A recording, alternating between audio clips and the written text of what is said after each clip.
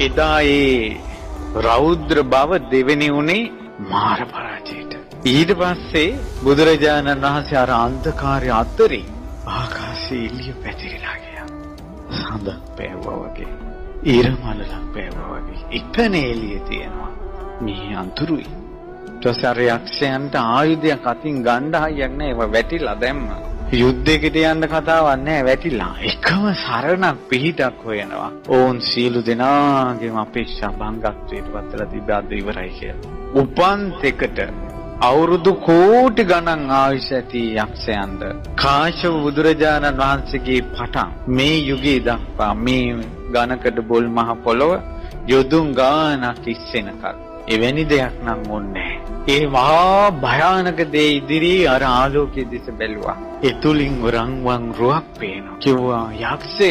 ඕන් හිතුවේ තවත් යක්ෂයෙක් තමන්ගේ දිවින ආක්‍රමණය කරා. කිව්වා යක්ෂය අපි යටත් වෙනවා. අපිට පිහිට දෙන්න කිව්වා. තවත් බැබලි වැඩි හිටියා. ඊට පස්සේ කිව්වා අපිට පිහිට දෙන්න, අපි යටත් සියලු දෙනා. ඊට පස්සේ භාග්‍යතුන් වහන්සේ මහා කරුණාවෙන් බුදුමුව විවර කරලා කියන් හිටියා. යක්ෂයනි මට තැනක් ඕන. පත්කඩේලා ගන්න. මට ඉඳ ගන්න තැනක් ඕන. අපි මේ මර බියෙන් අපිව මේ බේරන්න මේ දිවයිනම ගන්න කිව්වා. නෑ පත්කඩේලා ගන්න තැනක්, වාඩි ගන්න තැනක්. නෑ මේ දිවයිනම ගන්න කිව්වා. ඒ යාක්කුන්ගේ කටින්ම තුන් පාරක් මේ දිවයින දුන්නා. ඊට පස්සේ කිව්වා නෑ දැන් මම මේ අඳුර දුරු කළොත් ආයේ ඔබ මට එරෙහි වෙයි.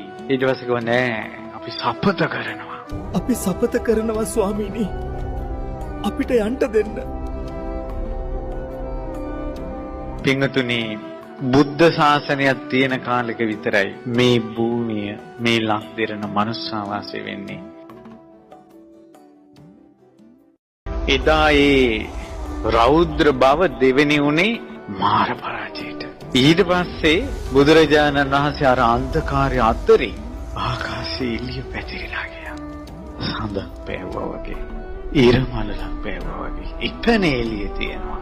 මේ අඳුරුයි. ඊට පස්සේ අර යක්ෂයන්ට ආයුධයක් අතින් ගන්න හයියක් නැහැ. ඒවා වැටිලා දැම්මා. යුද්ධයකට යන්න කතාවක් නැහැ, වැටිලා. එකම සරණක් පිහිටක් හොයනවා. ඕන් සියලු දෙනාගේම අපේක්ෂා භංගත්වයට පත්ලා තිබ්බද ඉවරයි කියලා. උපන් තෙකට අවුරුදු කෝටි ගණන් ආයුෂ ඇති යක්ෂයන්ද කාශ්‍යප බුදුරජාණන් වහන්සේගේ පටන් මේ යුගයේ දක්වා මේ ඝනකඩ බොල් මහ පොළොව යොදුන් ගානක් ඉස්සෙනකල් එවැනි දෙයක් නම් ඕනේ.